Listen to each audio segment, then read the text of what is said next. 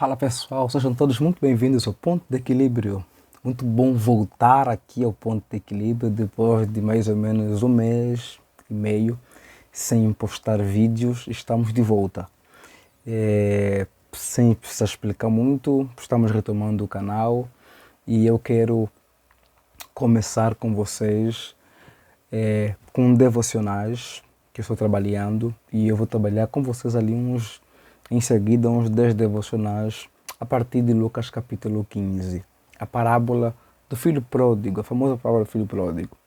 E antes que eu entre de fato naquilo que quero pensar com vocês, naquilo que é a lição de hoje para nós, preciso dizer a vocês que quando vamos interpretar uma parábola ou pregá-la, para que consigamos interpretá-la corretamente, fiel à sua mensagem e aplicar com responsabilidade, nós temos que ter em mente um pressuposto, que é o pressuposto de que as parábolas elas têm ali uma mensagem central e não precisamos nos deter nos pequenos detalhes da parábola ou das parábolas, porque o que importa mesmo é a mensagem central daquela parábola.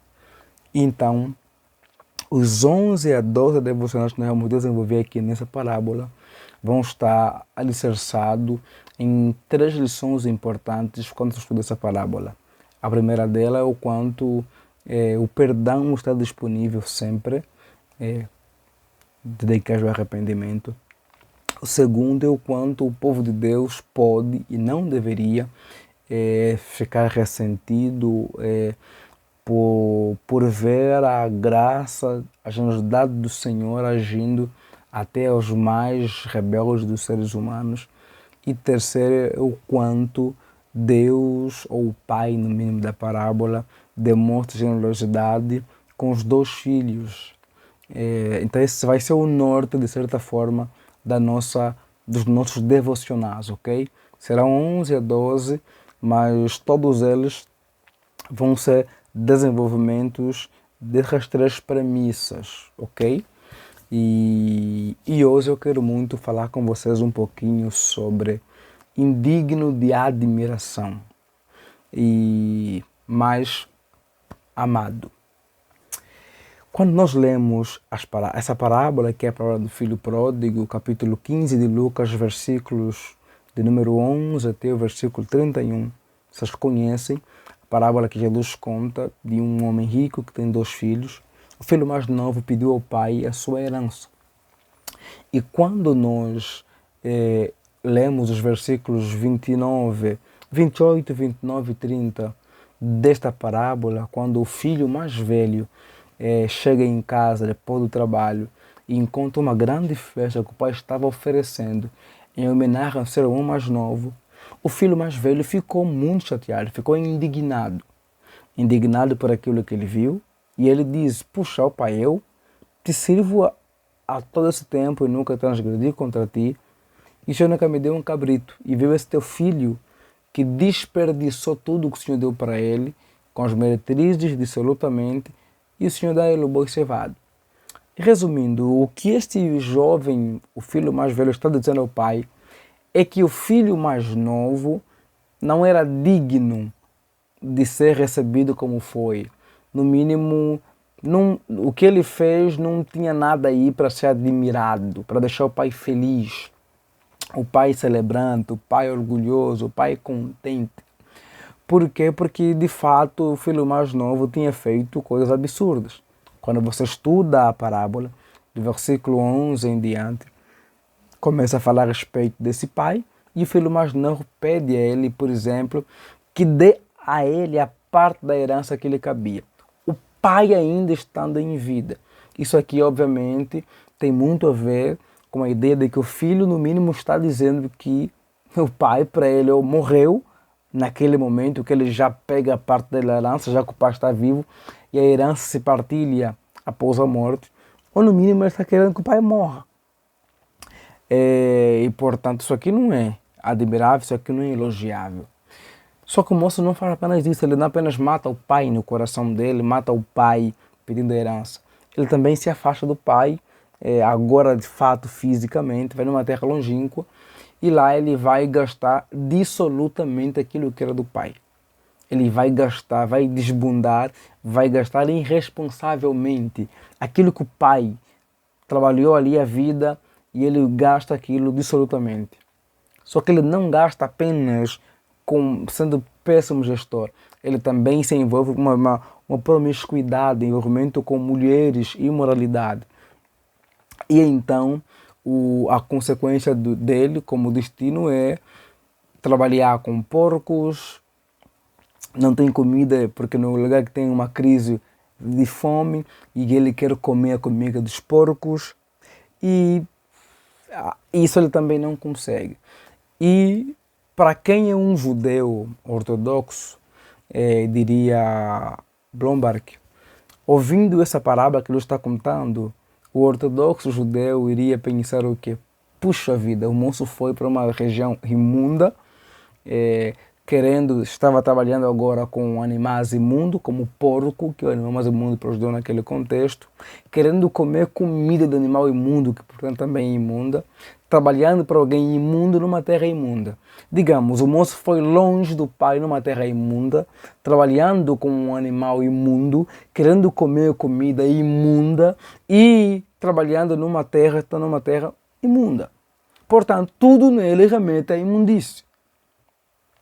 E parece que Jesus está contando isso proposital. Por quê?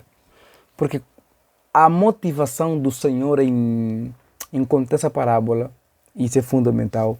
Se você quer entender a parábola de Lucas 15, você precisa começar entendendo o versículo 1 e 2 deste capítulo. O que diz o capítulo? Que Jesus estava ensinando, pregando, e chegaram perto dele quem? Os publicanos e os pecadores. Publicanos, aqueles que eram vistos como traidores da nação, pecadores,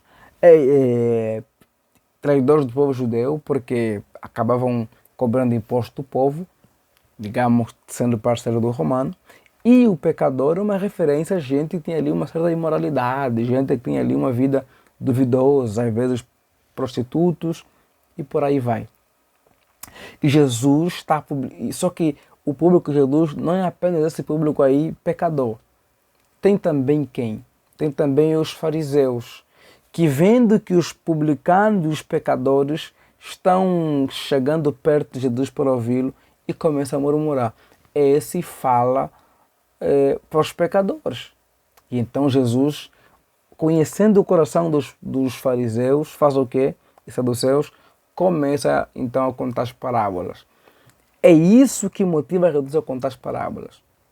E aqui automaticamente se percebe claramente que o filho mais novo tem atitudes nada admiráveis. Portanto, a forma como ele age com o pai, o que ele gasta, o que ele de forma irresponsável, e também a sua imoralidade. E ainda, e agora, pensando no público primário que estava vendo Jesus, que eram os fariseus, num contexto de muita impureza, nada nele tem ali aponta para dignidade em termos de ser elogiado, algo a ser admirado. Mas é interessante que apesar desse jovem não ser digno da admiração de seu pai, muito menos do seu irmão e de ninguém, ele cai em si e volta para o pai. Quando ele volta para o pai decide fazer o quê? Decide abraçá-lo, decide honrá-lo, decide celebrar, decide festejar, matando boi cevado, ordenando que o vistam, que o dão um banho, que colocam um anel, que o deixem apto para a festa que lhe daria. Porque entendia que seu filho estava morto e agora reviveu, estava perdido e foi encontrado. O filho mais velho, quando voltou, ficou totalmente indignado. Por que indignado? Porque aquele moço não merecia, não era digno de admiração. Mas, apesar de não ser digno de admiração, ele foi alcançado pelo amor do Pai. E Jesus está contando essa parábola por quê? Por causa do público que está ouvindo ele. Tem o público dos pecadores e dos publicanos, que a forma como viviam não era digna de admiração. Os pecadores, por exemplo, meretrizes envolvidos com o pecado, os publicanos, alguns envolvidos com extorsão, aquilo, o seu estilo de vida, não era digno de admiração. Antes digno de possíveis julgamentos e indignação de quem está vendo.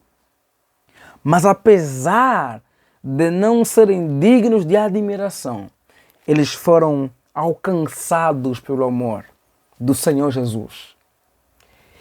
E Jesus conta essa parábola para mostrar para os publicanos que estão ali que apesar deles não serem dignos de admiração, eles estão sendo alcançados por esse amor desse Deus, desse Pai, desse Senhor, desse Cristo que é amoroso.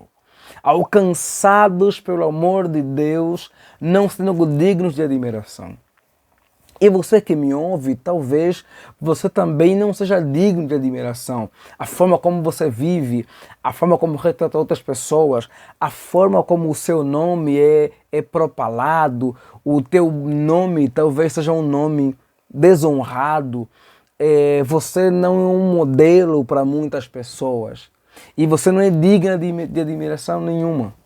Mas em Cristo, por meio de Cristo, no Deus que se encarnou, nós temos um amor que nos alcança, que no mínimo se estende a nós, que no mínimo é um amor que a sua extensão abraça até aqueles que não são dignos de admiração. Não, até não.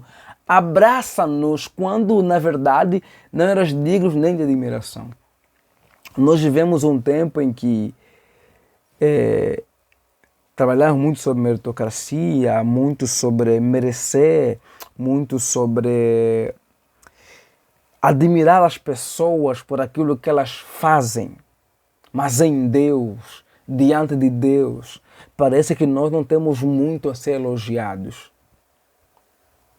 Mas apesar de não haver em nós atitudes dignas de elogios, o amor dele nos alcançou. Ele decidiu nos amar. Ele decidiu em nosso lugar, ou então decidiu morrer por nós e manifestar a nós esse amor, quando nós não éramos dignos do seu amor ou de alguma admiração. E o interessante é que quem está olhando para a nossa vida percebe claramente que talvez a nossa vida, a minha vida, a sua vida, a vida de muitas pessoas não inspira admiração.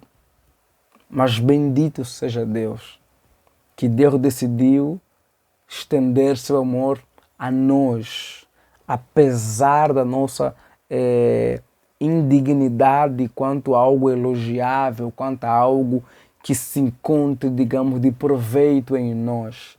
Ele decidiu nos abraçar, quando o que merecíamos era, por exemplo, sermos desconsiderados, porque esse moço havia matado seu pai no seu coração e o pai poderia deserdá-lo, mas ele decidiu abraçá-lo, decidiu amá-lo, decidiu dar outra oportunidade. Portanto, o perdão está sempre disponível àqueles que de fato se arrependem.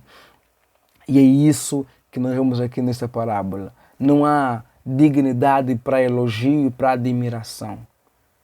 Mas Deus decidiu nos alcançar com o seu amor, decidiu nos abraçar com o seu amor, decidiu nos restaurar com o seu amor. É sobre isso. Ainda que alguns como os fariseus olhem para nós e digam não há nele algo a ser admirado. O Deus Criador decidiu em Cristo nos estender seu amor, decidiu nos abraçar em amor, decidiu nos alcançar em amor, decidiu nos perdoar. Portanto, o caminho é cair em nós, cair em si e perceber o quanto somos pecadores e em nós não há nada digno de admiração diante de Deus e até mesmo diante dos homens. e então nos arrependermos e desfrutamos deste abraço de amor, deste abraço de perdão que vem da parte do Senhor. Andar com Cristo é sobre isso, é sobre não ter dignidade para ser elogiado, para ser admirado, porque Ele é Deus até, mas é desfrutar e ser alcançado por este amor gracioso. Obviamente que somos transformados na caminhada, mas antes dessa caminhada, o que havia em nós era apenas algo digno de ser criticado, algo digno de possível desprezo, porque também matamos o Pai, porque também nos afastamos do nosso Pai, mas Ele graciosamente decidiu ir ao nosso encontro. E aqui está o ponto. Ele foi ao nosso encontro, porque o Pai, quando você lê a parábola, estava esperando o Filho. Por quê? Porque seu amor se estende a nós e nos abraça, nos alcança, quando não havia em nós dignidade alguma. Esse é o Deus que nós servimos. É o Deus que nos amou, quando não havia em nós nenhuma dignidade para ser admirada, nenhuma virtude, nem algo elogiável. E talvez nós temos que aprender isso com Deus também, a aprender a amar as pessoas, mesmo quando elas não têm algo a ser elogiado. Se com os filhos, se com a esposa, se com os irmãos. A gente precisa, na nossa caminhada, aprender a amar o filho por ser nosso filho, amar a esposa, amar o irmão, amar o colega. A gente precisa não condicionar amar alguém com algo que é possível de elogio. Sabe, quando até mesmo o seu filho merece críticas, ele pode ser criticado, mas ele tem que se ver amado por quem ele é. Ok? Imitemos e aprendamos com o Senhor. E amemos, estendamos a mão do amor, o abraço do amor, quando não encontramos dignidade para elogio. Deus te abençoe. Se inscreve no canal. Um abraço. Estamos juntos. Partilhe esse vídeo com outras pessoas também. Tchau, tchau.